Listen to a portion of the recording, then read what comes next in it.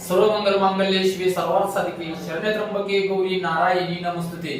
सर्व अंबिका भक्तांना कळवण्यात अत्यानंद होत आहे की आपल्या या अंबिका मंदिरामध्ये सालाबाप्रमाणे याही वर्षी शारदीय नवरात्रोत्सव मोठ्या आनंदात आणि उत्साहात साजरा केला जाणार आहे।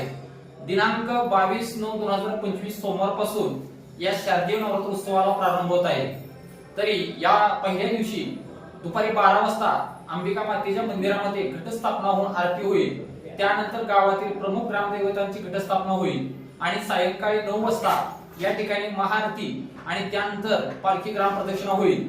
आणि मंगळवारपासून सकाळची आरती ही 8 वाजता होईल आणि सायंकाळची आरती ही दररोज 9 वाजता होईल आणि पालखी ग्राम प्रदक्षिणा निघेल। तसेच शनिवार दिनांक 27/9/2025 रोजी हरिभक्त परायण सौ रोहिताई परांजपे पुणे यांचं देवी चरित्र या विषयावरती अंबिका मंदिरामध्ये प्रवचन सेवा होणार, कीर्तन सेवा होणार आहे। तर याचाही लाभ सर्व अंबिका भक्तांनी घ्यायचा आहे। आणि दिनांक 30/9/2025 रोजी मंगळवारी आपल्या श्री अंबिका मातेचा हरिजागर हा साजरा केला जाणार आहे। त्यासाठी पहाटे 4 ते 5 या वेळेत दंडस्नान होईल। त्यानंतर दुपारी 12 वाजता अंबिका मातेची आरती होईल आणि त्यानंतर पालखी गावातील प्रमुख देवस्थान जसे करून भैरवनाथ देवस्थान असेल किंवा ज्योतिर्लिंग देवस्थान असेल अशा संपूर्ण देवस्थानची आरती करून सायंकाळी पालखी परत येईल। त्यानंतर संध्याकाळी 8 वाजता देवीचा मानाचा गोंधळ होईल आणि त्यानंतर 9 वाजता महाआरती होऊन भव्य दिव्य अशी अंबिका मातेची पालखीची मिरवणूक या ठिकाणी हरिजागराची संध्याकाळी निघेल।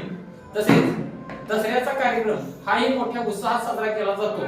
आपल्या श्री अंबिका मातेची पालखी सीमोल्लंघनासाठी म्हणजे सोनं लुटण्यासाठी सायंकाळी 4:30 वाजता महाआरती करून पालखी दसऱ्याचं सोनं लुटण्यासाठी निघून जाईल। अशा प्रकारे हा अंबिका मातेचा नवरात्रीचा उत्सव साजरा केला जाईल।